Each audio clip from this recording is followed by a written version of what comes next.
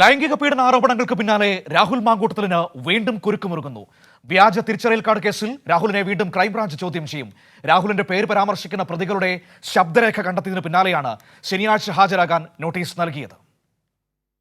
തെരഞ്ഞെടുപ്പ് കമ്മീഷന്റെ തിരിച്ചറിയൽ കാർഡ് വ്യാജമായി നിർമ്മിച്ച് യൂത്ത് കോൺഗ്രസ് സംസ്ഥാന അധ്യക്ഷ തെരഞ്ഞെടുപ്പ് അട്ടിമറിച്ച കേസിലാണ് രാഹുൽ മാങ്കൂട്ടത്തിൽ MLA യെ ക്രൈംബ്രാഞ്ച് ചോദ്യം ചെയ്യാനൊരുങ്ങുന്നത്.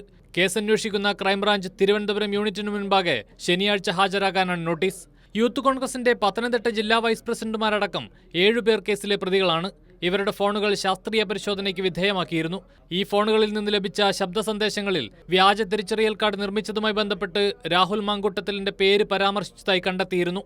ഇതിന്റെ അടിസ്ഥാനത്തിലാണ് രാഹുലിനെ വീണ്ടും ചോദ്യം ചെയ്യാൻ ക്രൈംബ്രാഞ്ച് തീരുമാനിച്ചത്. സംഘടനാ തെരഞ്ഞെടുപ്പിനായി അടൂരിൽ മാത്രം 2000 വ്യാജ തിരിച്ചറിയൽ കാർഡുകൾ യൂത്ത് കോൺഗ്രസ് നിർമ്മിച്ചതായി പോലീസ് കണ്ടെത്തിയിരുന്നു. ഇവ ഉപയോഗിച്ച് വോട്ട് രേഖപ്പെടുത്തിയാണ് രാഹുൽ സംസ്ഥാന പ്രസിഡന്റായി തെരഞ്ഞെടുക്കപ്പെട്ടത്.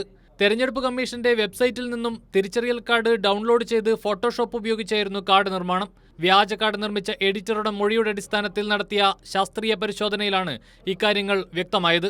കേസിൽ രാഹുൽ മാങ്കൂട്ടത്തിലിന്റെ അറസ്റ്റിന് പിന്നാലെ രാഹുലിന്റെ അടുത്ത അനുയായികളായ ജില്ലാ നേതാക്കൾ ഒളിവിൽ പോയിരുന്നു. രാഹുലിന്റെ കാറിൽ നിന്നാണ് ഈ പ്രതികളെ പിന്നീട് പോലീസ് അറസ്റ്റ് ചെയ്തത്. രാഹുലും പ്രതികളും തമ്മിലുള്ള ബന്ധം ഇതോടെയാണ് പോലീസിന് വ്യക്തമായത്. വ്യാജ തിരിച്ചറിയൽ കാർഡ് ഉണ്ടാക്കി അംഗത്വം ചേർത്തതിന്റെ വിവരങ്ങൾ ദേശീയ കമ്മിറ്റിയുടെ വെബ്സൈറ്റിലാണ്. സെർവറിലുള്ള വിശദാംശങ്ങൾ അന്വേഷണ സംഘത്തിന് കൈമാറാൻ ഇതുവരെ യൂത്ത് കോൺഗ്രസ് ദേശീയ കമ്മിറ്റി തയ്യാറായിട്ടില്ല.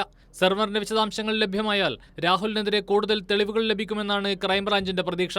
അതേസമയം നിലവിലെ ലൈംഗിക പീഡന പരാതികളിലേതിന് സമാനമായി വ്യാജരേഖാ കേസിലും രാഹുലിന് സംരക്ഷണം ഒരുക്കുന്ന നിലപാടാണ് കോൺഗ്രസ് സ്വീകരിച്ചത്.